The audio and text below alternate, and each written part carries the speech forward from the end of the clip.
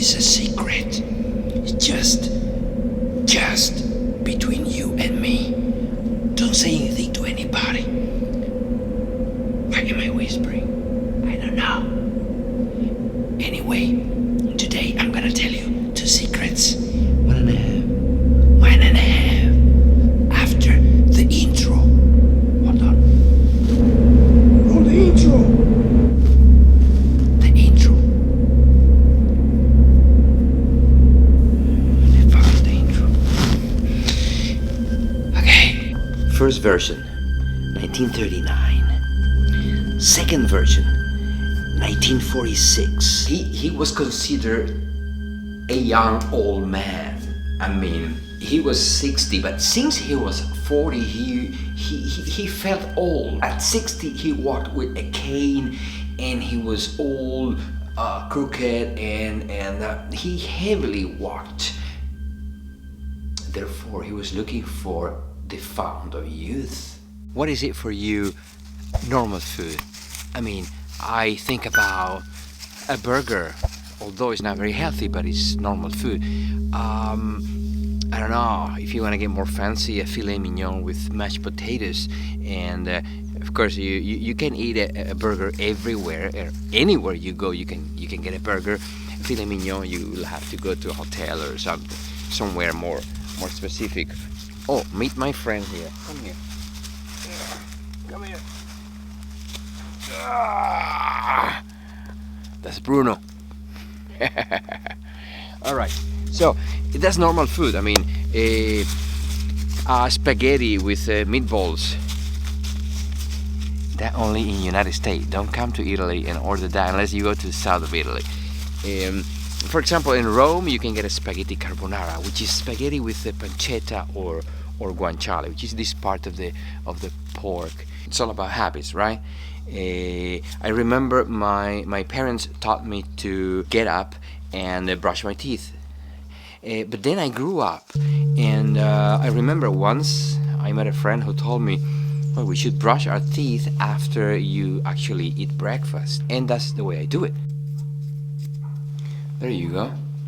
Yeah, in the morning I need my time. I'm slow in the morning. I'm a diesel engine. I need my time. I'm the opposite of my wife. My wife wakes up and she's all energetic in the morning. I'm the opposite. I warm up after. I was talking about the book The Eye of Revelation by Peter Kelder. Now, the book talks about the 5 Tibetans. I did a video a long time ago about that, where I show the positions called rites in that book. I'm gonna put the description right here anyway. So yeah, the story in the book tells us that Colonel Bradford, that old man that I was talking about before, went to Tibet to practice the 5 Tibetans. I mean, he didn't know that he was going to practice the 5 Tibetans, but he was looking for the fount of youth. And his friend said bye to him. He, after 4 years, if I'm not mistaken, he returned. And when he went to meet his friend, he knocked at the door, or he rang the bell, and the friend said, okay, let him come in. And the friend was in his office doing some work. And when Colonel Bradford arrived, he didn't recognize him. Okay, he looked at him and he said, I see something familiar in you. He said, yeah, Colonel Bradford. He said, you're his son. And he said, I'm not my son, I'm Colonel Bradford. The guy couldn't believe his eyes. He had in front of him somebody who was completely different from his old friend. He had no cane anymore. He was walking upright and very well. And actually, he was kind of bald, and the little hair he had was white, and his hair was black. He had no white hair, and actually his hair grew back. So my question to you is, I've been practicing 5 Tibetans for a while now, and yes, I've noticed some benefits or many benefits. The problem is that what happened to Colin Bradford is not happening to me. I don't know about it. Nobody talks about that. Everyone is talking about the 5 rites, which are great. I have to pick up my daughter from school, which are great, but there is something else. We know the chakras, and there are some magnetic centers in the body where the energy flows.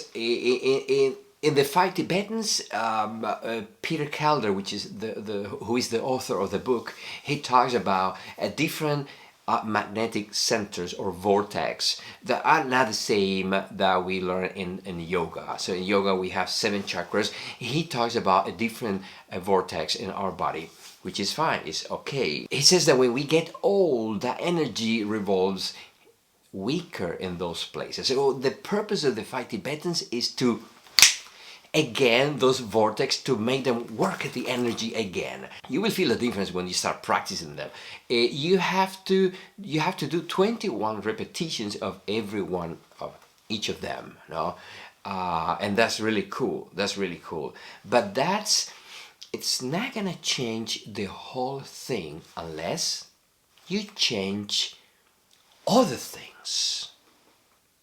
And this is what I want to tell you today. This is a disclaimer, you know, I'm not a doctor. You do your own research and you read your own books and check these out so you can get to your own conclusion. This is something that completely different from what we were told, from what we do. I eat a burger and I'm eating meat, which is protein, and I'm eating some veggies inside, and I'm eating bread and French fries, and this is the whole concept is wrong from this book point of view. But you know, the results that guy got, it wouldn't be cool to try for a while to see how our body feels.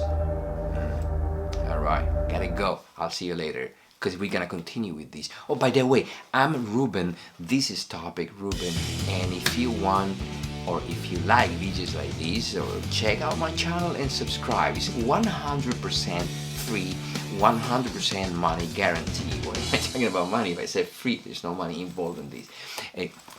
The right food, the right combinations of foods, the right amount of food, and the method you use to eat that food.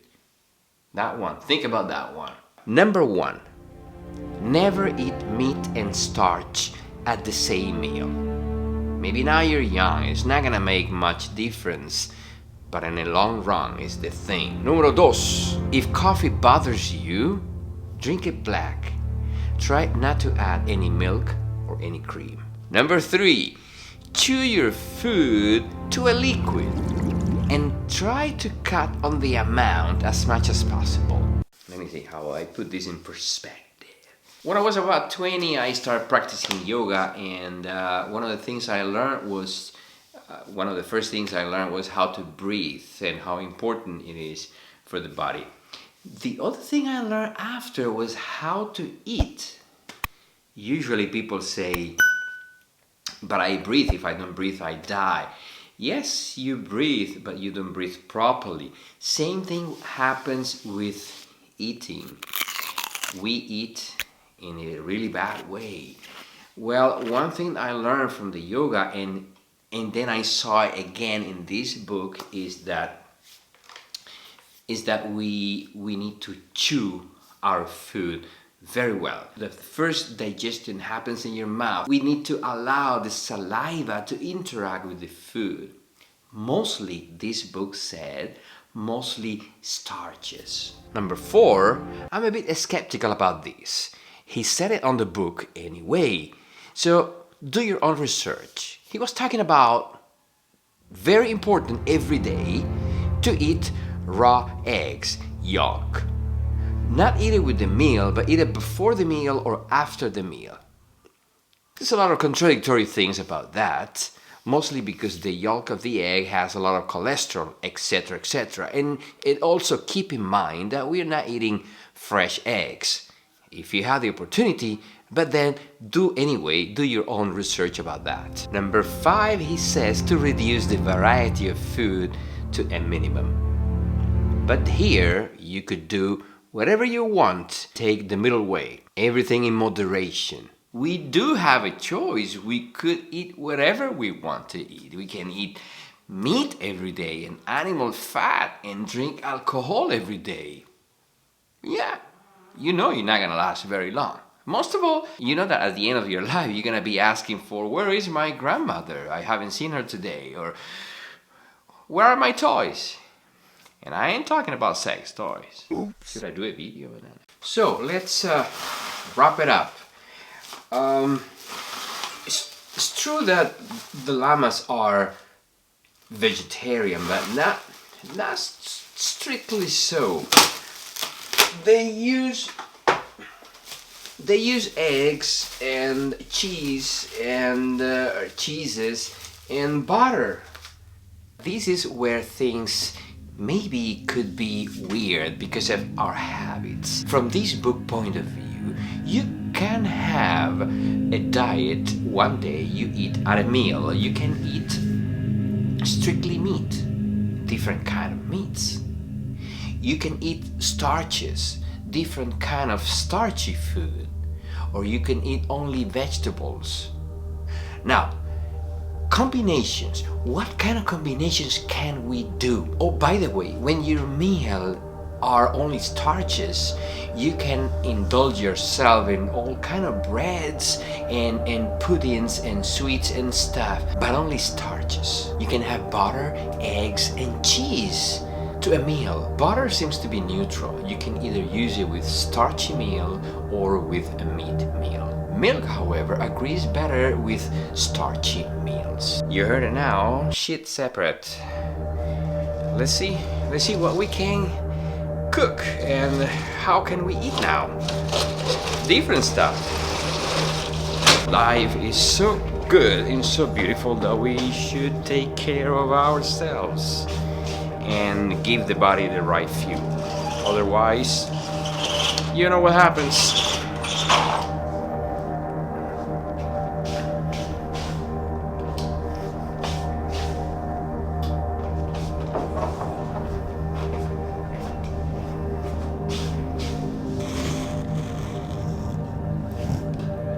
I'll see you next time in another Topic Ruben. If you like the video, give me a like and subscribe to my channel. Thank you. I love you all. See you again.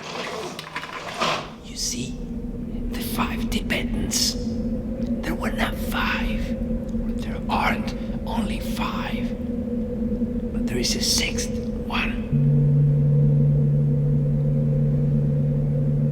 The 6th one is related to the transmutation of our elixir of life. If you want, let me know in the description if you want me to do a video about it. I'll see you again in another Topic Ruben.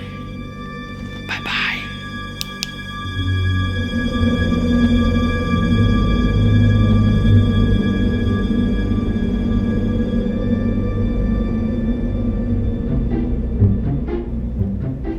The right food, the right combinations of foods, the right amount of food, and the right method.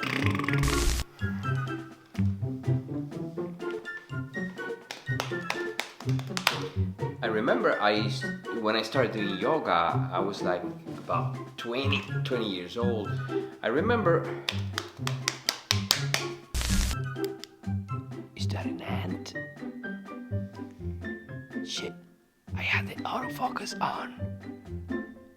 I forgot to put it off. First version, 1939. Second version,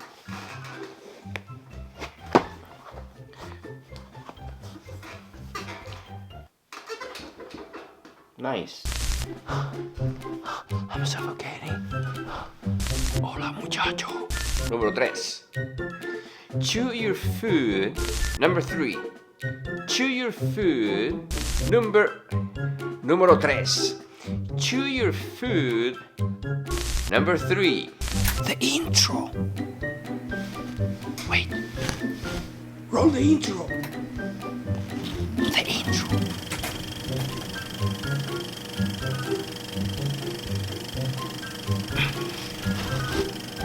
Where's the intro?